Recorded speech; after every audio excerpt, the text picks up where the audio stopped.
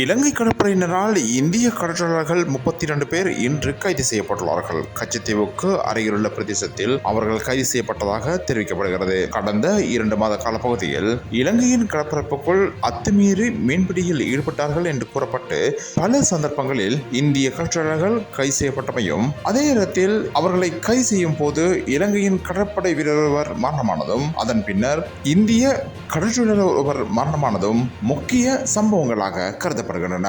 எனினும் இந்த பிரச்சனைக்கு தீர்வு காணும் முகமாக இந்திய அரசாங்கமோ அல்லது இலங்கை அரசாங்கமோ எவ்வித தீவிர முன்னெடுப்புகளையும் மேற்கொள்ளவில்லை என்று இலங்கை மற்றும் தமிழக கடற்கொள்ளையர்கள் சங்கங்கள் குற்றம் சுமத்தியிருக்கின்றன.